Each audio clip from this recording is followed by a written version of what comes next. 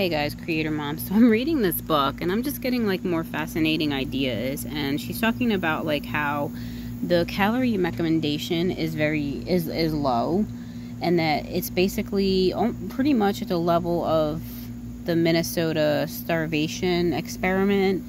So it was this experiment where, and I don't believe, a part of me doesn't believe that what they say this experiment was for, it was really for. And so I'm gonna explain.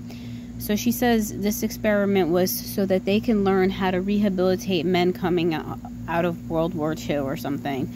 And so the thing is, the people who didn't want to go into World War II, the conscientious objectors, entered into this experiment. And I feel like almost that, I wonder if it was possibly the case that they said, hey, if you don't go into World War II, you have to try to enter into this experiment, because you have to feed into our agenda or work for us in some type of way here.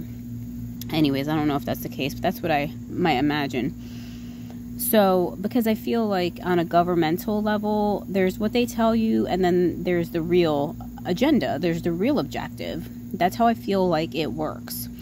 So, okay.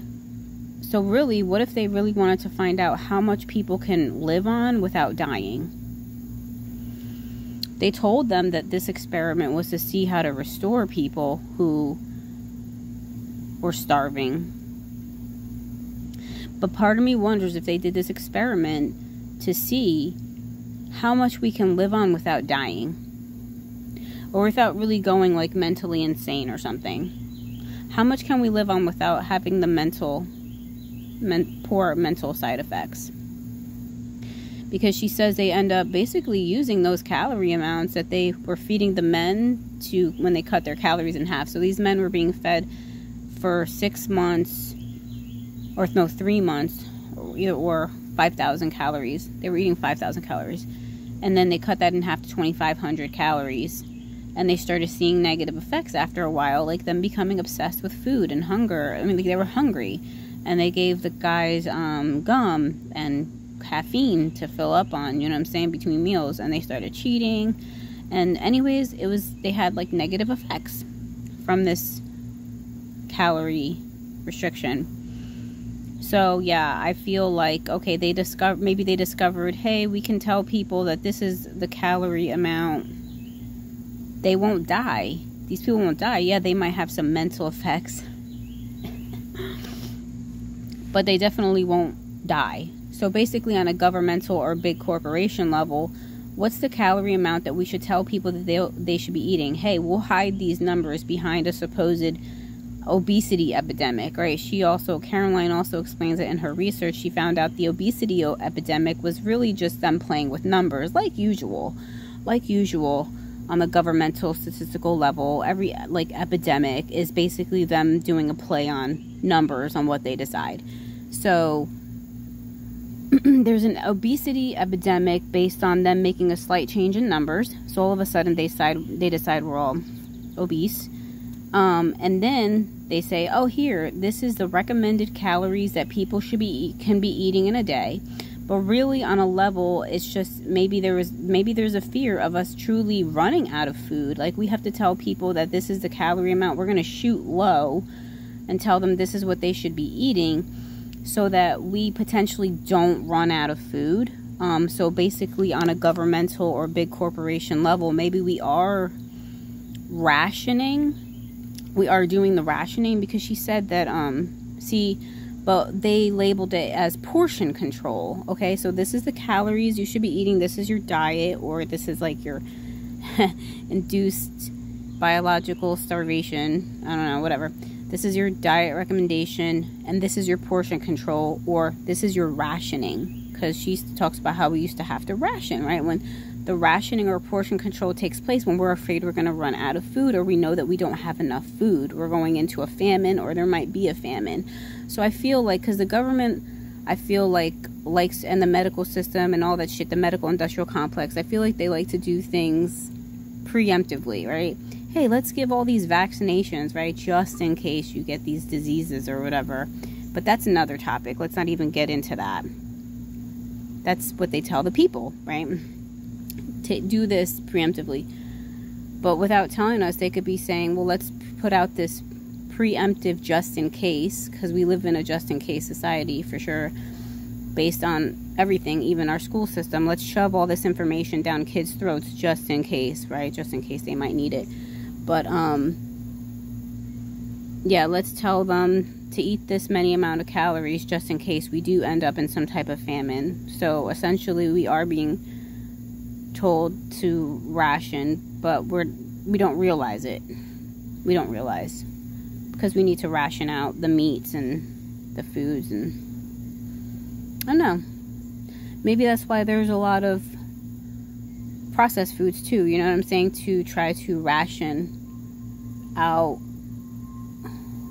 Because essentially, if every single person bought all fresh produce and fresh meats, or I won't even say fresh meats from the store, I would assume that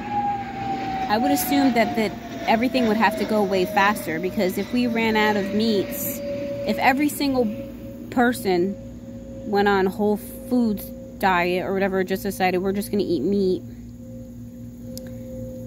I think that we would probably run out of meat like really fast. So I think that maybe the introduction of all the processed foods in the middle of the store might help them, or help us ration out the meats and stuff like that. I don't know. It just kind of occurred to me right now as I was reading this about the rationing. I'm like, they're probably rationing us. Again, I'm repeating myself, but by giving us the calorie restriction. So they're telling us, hey, this is what it means to be healthy, eating 2,500 calories. I don't really know what the recommendation is, because they're afraid that we will overconsume. She says here, everyone is so afraid of overconsumption that they give bad, extremely low calorie advice, because everyone's become afraid of human appetites. And on a governmental level, it would make sense that they're afraid of human appetites, because they're probably like, they run our whole like food system. Like we moved away from personal food systems, you know, a lot of personal agriculture and animal husbandry and butchering your own meat and shit. And the government does all our food for us, mostly, for most of us. So of course there's got to be some concern about rationing stuff out to make the system go in a certain like flow. They have to create some type of system and some type of flow. So it makes total sense that they would introduce a number for calories to prevent people from eating the foods too much or eating all the meats, and introducing the processed foods to avoid the people eating all the meats too quickly. Maybe they're afraid they won't be able to keep up with our consumption, so they have to try to control our consumption in this way by labeling it about this is what's healthy. But truly, it's probably not healthy. It's just their just-in-case preemptive poor advice. So anyways, that's all I have to say, because I feel like I keep repeating myself, because I'm just like, whoa, I never thought of that before in that light. So yeah, just interesting to think about that you don't necessarily, and the whole pyramids and stuff like that, giving us food pyramids. It's like, when did food become so complicated? Well, obviously, if the government takes over your food system and stuff like that, there has to be some system to it, because it's like, well, it's just eating. Well, on that level, it's not just eating, because they have to make sure that people believe they have to eat a certain amount or whatever, you know, for whatever their agenda is. There's always another agenda. We have to know this. Like, it's just obvious.